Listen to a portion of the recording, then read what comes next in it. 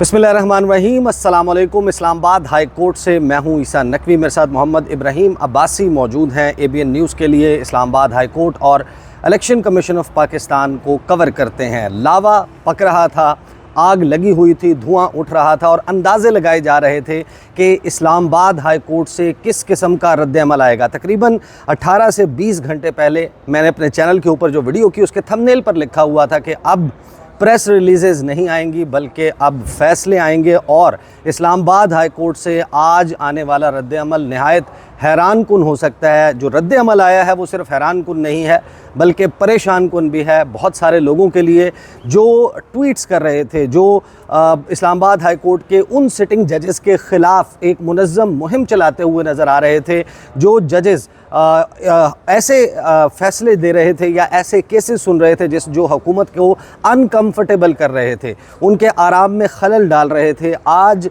Islamabad high court का जो full court है माइनस जस्टिस तारिक महमूद जहांगीरी, आज उन्होंने बैठकर जो समाअत की है उस समाअत में क्या कुछ हुआ, किन किन सहाफ़ियों को, किन किन लोगों को तौहीन अदालत के शो कॉज नोटिसेस जारी कर दिए गए हैं और अडयाला जेल भेजने की बातें हो रही हैं। एग्जैक्टली आज इस्लामाबाद हाई कोर्ट से किस किस्म का रद्द-ए-अमल आया।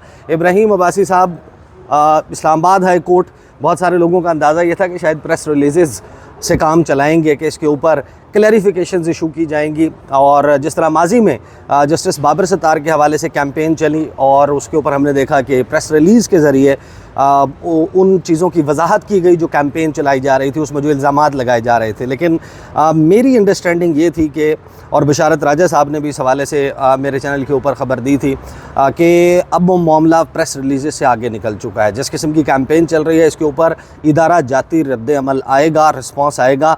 आज एग्जैक्टली क्या हुआ इस्लामाबाद हाई कोर्ट में? बहुत बहुत शुक्रिया ईसा भाई। देखें, सबसे पहले ये चीज़ समझने की ज़रूरत है कि ये फुल कोर्ट क्यों बनी। ये बड़ा इम्पॉर्टेंट जो है वो मामला है। क्योंकि जो पहले दो बेंचेस बने हैं मोहसिन अख्तर कियानी साहब के वाले मामले के ऊपर और जस्टिस बाबर सत्तार वाले मामले के ऊपर, आज जो है वो चीफ जस्टिस साहब की तरफ से ये सरजनश की गई एडिशनल अटॉर्नी जनरल साहब की जानिब उनको कि आपको हमने पहले इस मामले पे एक्शन लिया लेकिन किसी को इस चीज़ की समझ नहीं आई, किसी ने सबक नहीं सीखा।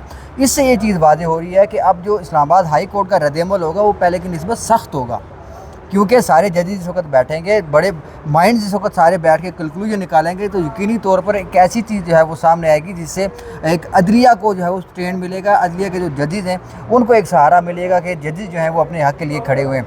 आज जो जिस वक्त समाअत का जिस वक्त आपने जो आपका जिक्र कर रहे हैं, आज जिस वक्त सारे जजेस आके बैठे chief justice Islamabad high court की सरबराही में, तो चीफ जस्टिस साहब ने बुलाया एडिशनल अटॉर्नी जनरल साहब आप भी आ जाएँ और साथ में जो प्रोसिक्यूटर जनरल साहब हैं आप भी आ जाएँ।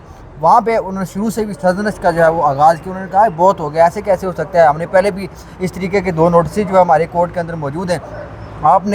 आपको कंट्रोल का, आप हुकूमत का हिस्सा हैं, इसलिए हमने आपको बताया कि आप हुकूमत को रिप्रेजेंट करते हैं अदालतों में आके।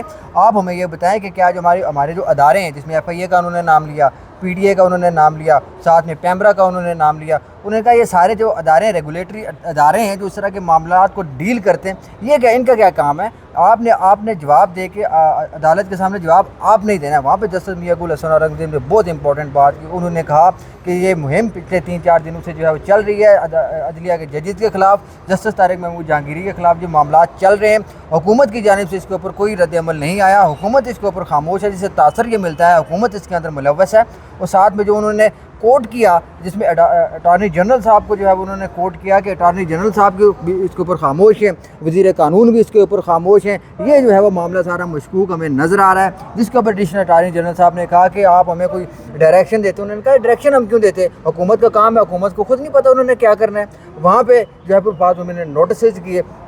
आपको मैं एक बात बताऊँ, जिस दिन ये पहला ट्वीट मैंने देखा था ना मार सोलंकी साहब का, तो मैंने उसका स्क्रीनशॉट। अच्छा, मैं ज़रा वजाहत कर दूँ कि गुज़श्ता 96 घंटों में पहले तो ज़ाहिर है कि आपको मालूम है कि तनकीद करना और उसके हवाले से इल्ज़ामात लगाना बेसरोपा किस्म का ये सारा मामला चल रहा था, लेकिन गुज़श्ता 96 घंटों में उसकी शक्ल जो है, उसके खदो-खाल वाज़े हुए हैं।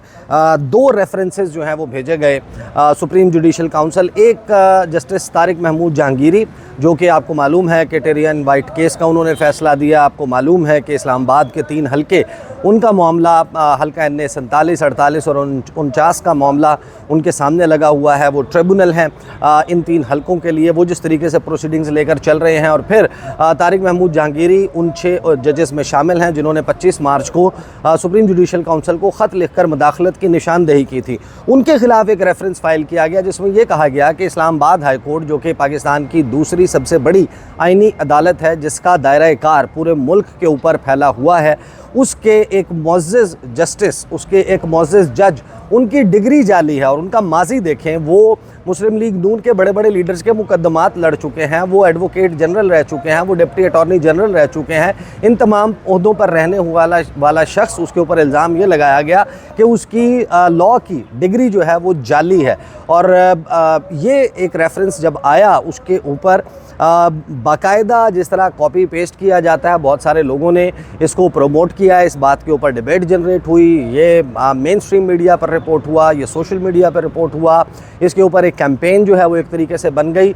और ये वो जजेस जिन्होंने ख़त लिखा था, जिनका मामला अभी सुप्रीम कोर्ट में ज़ेर समाअत है, उनके खिलाफ रेफरेंसेस दायर होने का सिलसिला शुरू हो गया। उसके बाद एक और रेफरेंस आता है, वो रेफरेंस आता है जस्टिस बाबर सत्तार, और उसमें तज़किरा जस्टिस अरबाब मोहम्मद ताहिर साहब का भी होता है। अब ये इतना लावा जो है वो इकट्ठा हो गया था और ये सारा मामला चल रहा था कि फिर जो नोटिसेस हैं आज इस्लामाबाद हाई कोर्ट को जारी करने पड़े। इब्राहीम अब्बासी साहब ये बताएं कि नोटिसेस किस किस को जारी किए गए हैं और किस किस्म की ट्वीट्स हैं, किन लोगों ने की थी, और अब इसके ऊपर अगली समाअत कब होनी है, आगे अदालत की कार्रवाई में क्या एक्सपेक्ट किया जा सकता है। ईसा भाई देखें, बड़ी इंपॉर्टेंट जो आपने बात की है कि ये नोटिस किस किस को हुए। पहले भी वही बात कर रहा था कि जिस मुहिम का आगाज़ हुआ उसी दिन से मैंने इनके सारे स्क्रीनशॉट जो है वो मैंने लेना शुरू कर दिया, अपने पास जो है रिकॉर्ड रखना शुरू कर दिया। उसकी बुनियादी वजह थी, उसकी वजह ये थी कि जस्टिस बाबर सत्तार के खिलाफ जो मुहिम चली डेटा लीक केस के अंदर, इसी इस्लामाबाद हाई कोर्ट के अंदर FIA ने एक रिपोर्ट पेश की।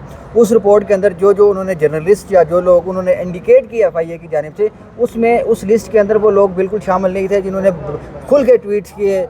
बड़े बड़े साफ़ी, जिसमें गीता फारूकी साहिबा शामिल थी और दीगर साफ़ी शामिल थे, उनका नाम नहीं था। इस वजह से मैंने पहले से स्क्रीनशॉट लेके रख ली ताकि मुझे अंदाज़ा हो जाए कि इसके ऊपर अदालत या FIA जो है वो क्या रिपोर्ट देगी। आज जिस वक्त समाअत हुई, वहाँ पे चीफ जस्टिस साहब की तरफ से ये कहा गया कि हम आपको किसी को ये नहीं रोकते कि वो जाके किसी जज के खिलाफ रेफरेंस या दरख्वास्त ना दायर करे। हमारा मकसद ये है कि सोशल मीडिया के ऊपर बेबुनियाद चीज़ें ना चलाई जाएँ। अगर जो किसी को किसी जज से इख्तलाफ है, उसके पास इख्तियार है, आईनी इख्तियार है, उसको हक हासिल है कि वो जाके रेफरेंस जो है वो दायर कर सकता है। इस सिलसिले में जो है वो उन्होंने नोटिस जारी किया, जिसमें चेयरमैन जो है PTA है उसको बुलाया, पैमरा को जो है वो नोटिस जारी किया, और DG FIA हैं उनको जो है वो नोटिस जारी किया। 3 सहाफ़ी हैं जो उनको नोटिस जारी किया, जिसमें गीता फारूकी सफ़े अव्वल की जो सहाफ़ी हैं पाकिस्तान की, आपने अक्सर देखा होगा उनके ट्वीट्स वही होते हैं जो या तो डिफेंस के रिपोर्टर जो है वो उसको रिपोर्ट कर रहे होते हैं, या फिर वो कहीं से महसूस होता है इस तरीके कहीं से कॉपी पेस्ट जो है वो ट्वीट हमें नज़र आते हैं। और दूसरा साथ में जो हसन अयूब साहब हैं और रावी के नाम से मशहूर हैं, उनका चेन मुझे लगता है कि अब ख़तरे में पड़ गया है। और साथ में जो सलंगी साहब हैं, अमार सलंगी साहब, उनको जो है वो नोटिस हुए हैं। और साथ में एंड पे अदालत ने यह कहा है कि सिर्फ इनको उन्होंने एक किस्म का जो ट्रिगर किया है इन तीनों बड़े नामों को, इन तीनों सहाफ़ियों को। उन्होंने कहा है जिसने भी ट्वीट किया, रीट्वीट भी अगर किसी ने किया उसको भी हम कटहरे के अंदर लाएंगे। और साथ में चीफ जस्टिस साहब ने आखिर में ये कहा कि जिसने जो है वो इस कार्रवाई में मुलव्वस पाया जाएगा, हम किसी को नहीं छोड़ेंगे। और जजेस का काम है, जजेस के बाद जजेस तक है, जजेस ने सुप्रीम जुडिशल काउंसिल को जो है वो जवाब देना है, वो जजेस देंगे, लेकिन जो इसमें मुलव्वस होगा हम उसके खिलाफ बिल्कुल नहीं छोड़ेंगे, उसके खिलाफ कार्रवाई करेंगे। और ये मैं आपको यकीन दिला दूँ कि जो छुट्टियाँ हैं, गर्मियों की छुट्टियाँ जो है वो अडयाला जेल में गुजारेंगे। इस तरीके से सारी जो कंक्लूजन थी, आखिर पे जाके जिस वक्त उन्होंने मुशावरत की, जस्टिस मियां गुल हसन औरंगज़ेब जो है वो बड़े एक्टिव नजर आए। उनकी तरफ से रिमार्क दिए गए कि हुकूमत इसके ऊपर जो है वो खामोश है। अटॉर्नी जनरल साहब को, वज़ीर कानून साहब को इसके ऊपर जो है रिस्पॉन्स करना चाहिए था, उनकी तरफ से नहीं किया गया। फिर मुशावरत के बाद उन्होंने जो, क्योंकि जजेस जो है छुट्टियों पर जा रहे होंगे, एक फुल कोर्ट जो है वो कार्रवाई नहीं कर सकेगी, 1-2 महीने तो कम अज़ कम ये लगेंगे सितंबर तक। तो इस तरीके से जो है वो गर्मी की छुट्टियों के बाद तक ये सारा जो मामला है, ये इस्लामाबाद हाई कोर्ट का जो फुल कोर्ट बेंच था उसने आज जो है मुलतवी कर दिया है। अच्छा, बहरहाल मैं आपकी इस बात से तो एग्री नहीं करता कि चैन जो है वो किसी का वो बेचैनी में तब्दील होने वाला है। उसकी वजह यह है कि ये अंदाज़े ज़ाहिर है कि आप जब इस्लामाबाद हाई कोर्ट हो, लाहौर हाई कोर्ट हो, सुप्रीम कोर्ट ऑफ पाकिस्तान हो, जब वो ऐसी ऑब्जर्वेशंस देती है, ऐसे रिमार्क्स देती है और ऐसे फ़ैसलों की तरफ जाती हुई दिखाई देती है, यकीनन एक सेंटिमेंट या फिर एक राय जो है वो बनती है कि इन लोगों के लिए तो बड़ी मुश्किल पैदा हो गई। लेकिन हमने ये भी देखा है कि गुज़श्ता 2 साल में पैटर्न ये रहा है कि जो भी लोग रियासती इदारों या फिर हुकूमत के साथ या उनकी तर्जुमानी करते हुए या उनके नैरेटिव को प्रमोट करते हुए नज़र आते हैं, वो कहीं ना कहीं बच जाते हैं। उनके लिए एक सूरत हाल पैदा हो जाती है, यानी कि ऐसे क्लियर कट केसेस हैं फॉर्म 45 और 47 में तजाद के, कि जिसके ऊपर आप किसी भी आज़ाद अदालती निज़ाम में सोचें तो दूसरी राय ही नहीं कायम कर सकते। आपको मालूम है कि ये होना अटल है कि ये अब नहीं बच सकते, जिनको जाली तौर पर या मुबैना तौर पर जाली अंदाज में फॉर्म 47 के ऊपर जितवाया गया है। लेकिन हम ये देख रहे हैं कि वो सर्वाइव भी कर रहे हैं, वो थ्राइव भी कर रहे हैं। और उनके बारे में फिर मैं तबसरा भी सुन रहा था, मुनीब फ़ारूक ने गालिबन एक चैनल के ऊपर बैठकर ये कहा कि वो MNA हैं और MNA-शिप को इंजॉय करते रहेंगे। अब मुनीब फ़ारूक वही हैं जिन्होंने शेख रशीद का इंटरव्यू भी किया था। तो जब इस किस्म की राय आती है तो हम ज़ाहिर है कि कंक्लूजन्स बनाते हुए मैं आपको भी बल्कि राय यही दूंगा कि अगर आप ये सोच रहे हैं कि ऐसा कोई बहुत बड़ा कुछ हो जाएगा, उसके लिए इंतज़ार करना चाहिए अदालत का मिजाज, रिमार्क्स, बरहमी, ये सब कुछ नज़र आ सकता है। लेकिन इवेंचुअली क्या होता है ये तो इस कमरे अदालत में पता चले। बात बिल्कुल आपकी दुरुस्त है। ये जो मैंने एज्यूम किया उसकी मैं आपको बुनियाद बता देता हूँ। उसकी वजह ये है कि जो ये बेंच बैठा है इसमें सिर्फ चीफ जस्टिस नहीं है, बाकी वो 5 जजेस हैं जो खत भी लिखा था। उनके जो जस्टिस बाबर सत्तार साहब के फैसले आपने देखे होंगे कि जो जिस तरीके के उन्होंने रिमार्क दिए उस तरीके का उनकी जजमेंट भी आई है। जस्टिस मोहसिन अख्तर कियानी साहब की अगर आप बात करें, वही चीज़ जो है वो जो रिफ्लेक्शन देती है उनके रिमार्क्स के अंदर, वो ऑर्डर के अंदर भी वो चीज़ कहीं ना कहीं मौजूद होती है। इस तरीके मोहसिन अख्तर कियानी है, जैसे तारिक महमूद जहांगीरी साहब तो खैर इसमें नहीं है, लेकिन अरबाब मोहम्मद ताहिर है। अब ये जितने भी जजेज़ हैं इनका एक स्टांस है। मैं इस वजह से इसको एज्यूम ये बातें कर रहा हूँ या इसके ऊपर अपना एनालिसिस कर रहा हूँ क्योंकि जो दीगर अदालतों की निस्बत इस वक्त इस्लामाबाद हाई कोर्ट का जो स्टैंड है वो मुख्तलिफ है और लोगों को यकीन है और उम्मीद ज़्यादा है इस्लामाबाद हाई कोर्ट के जजेस के ऊपर। इस वजह से मैं ये बुनियादी तौर पर ये बात करना चाह रहा था कि सिर्फ चीफ जस्टिस अमर फारूक तक अगर ये मामला होता तो एक जज बैठ के फुल बेंच के अंदर का फैसला नहीं कर सकता।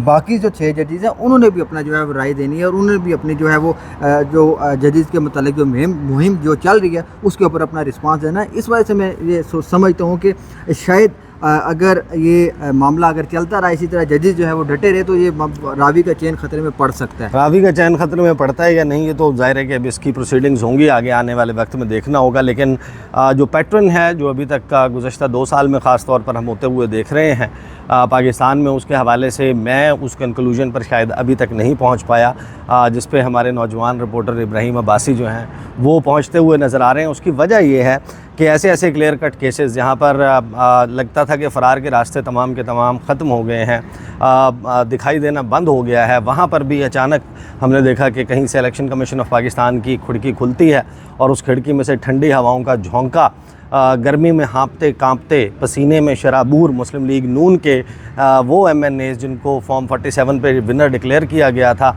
उनके लिए वो जो है वो ठंडी हवाओं के झोंके खोल दिए जाते हैं। अगर वो मामला फिर आगे किस तरीके से अनफोल्ड हो रहा है, लेकिन एक बात तय है कि अभी भी कहीं ना कहीं ये शक जहनों में लोगों के मौजूद है, मंडला रहा है कि इसमें भी कोई ना कोई ऐसी चीज़ निकल आएगी कि जिसकी बुनियाद के ऊपर बहुत सारे लोग वो आपको बचते हुए नज़र आएंगे। लेकिन अभी इसके लिए let's not jump the gun, इंतज़ार करना चाहिए कि ये मामला किस तरीके से इस्लामाबाद हाई कोर्ट में अनफोल्ड होता है। अब तक के लिए इतना ही, इजाज़त दीजिए, अल्लाह हाफ़िज़।